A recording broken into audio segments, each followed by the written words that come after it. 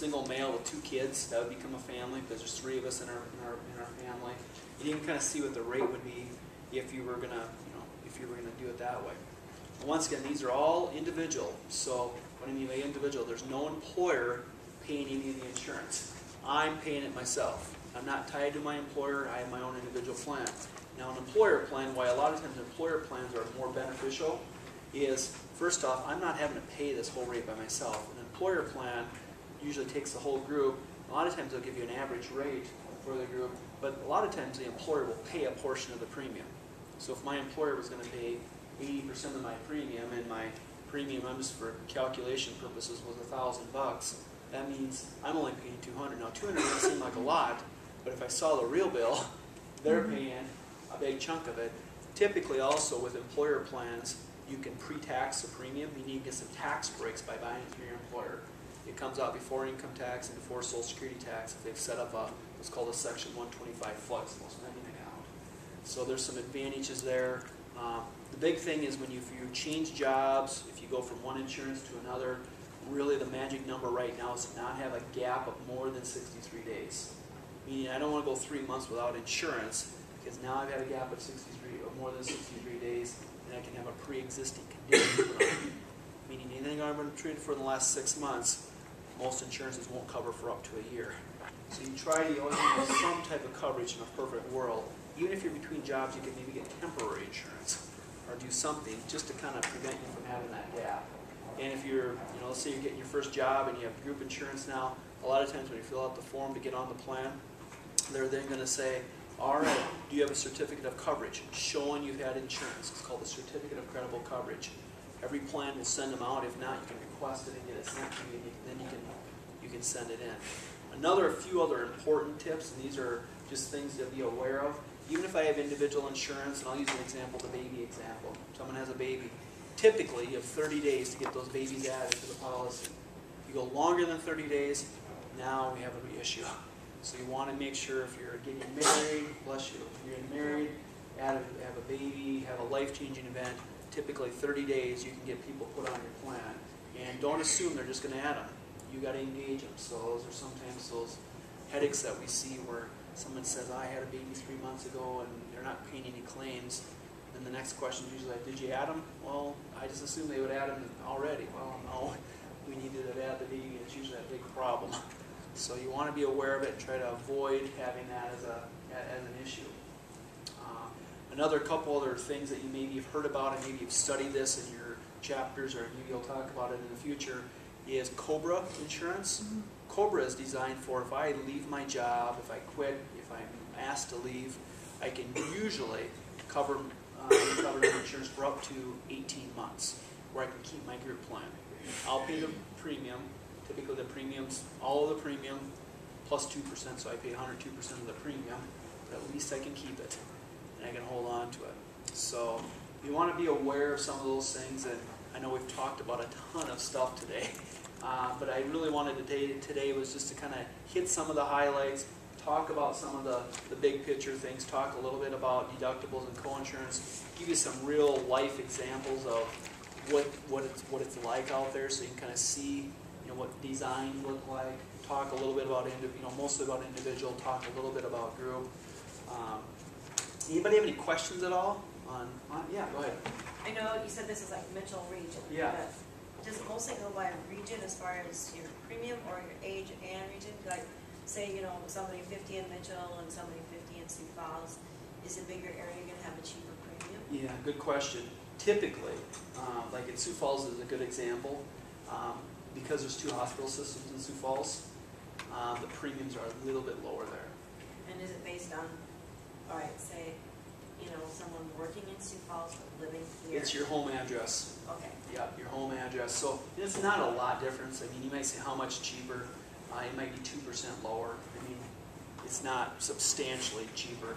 And it's across the board. So this rate table would really be the same. It might be, and I'm just throwing out a number, it might be 2% lower.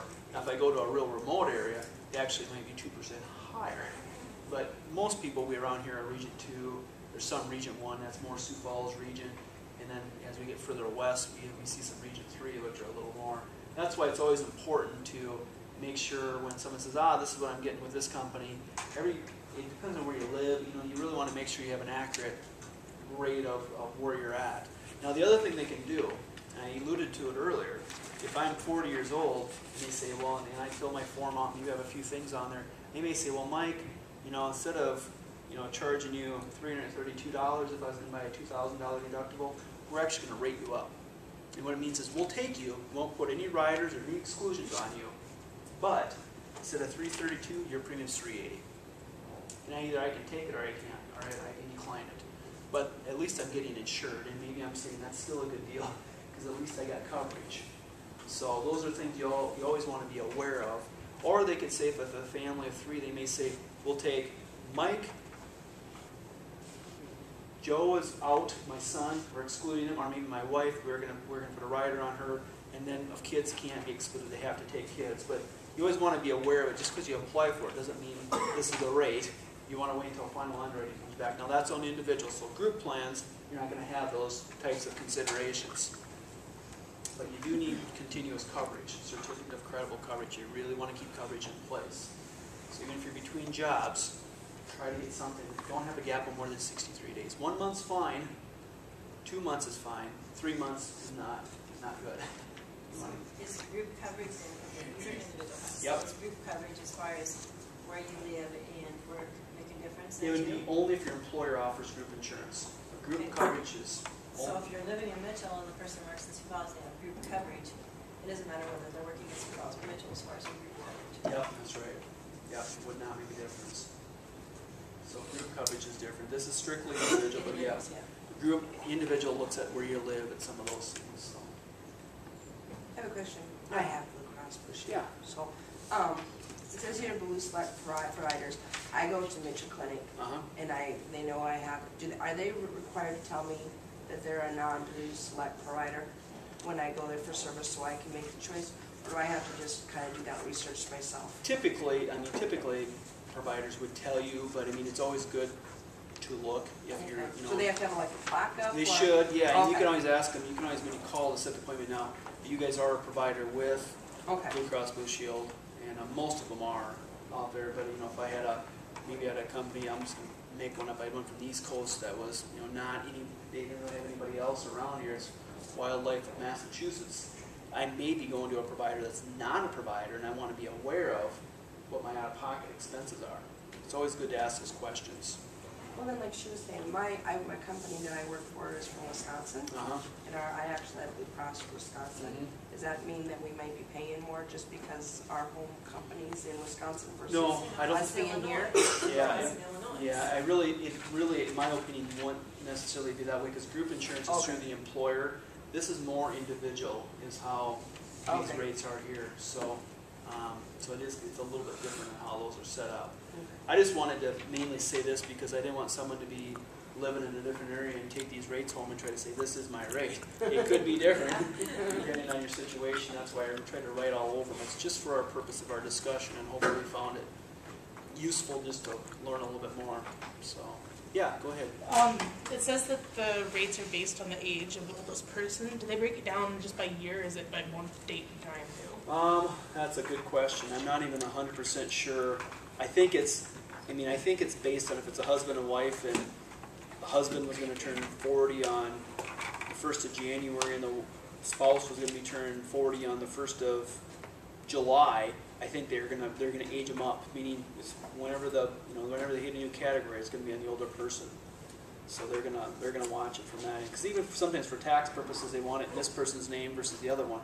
It doesn't matter. That's fine. You can have it that way. It's just they're going to charge you for, for the husband and wife on who's older of the two. So if I married a younger, my wife was 25 and I'm 40, we're not going to get by going into the 25-year-old's rate. They're going to kick us to the 40-year-old family rate.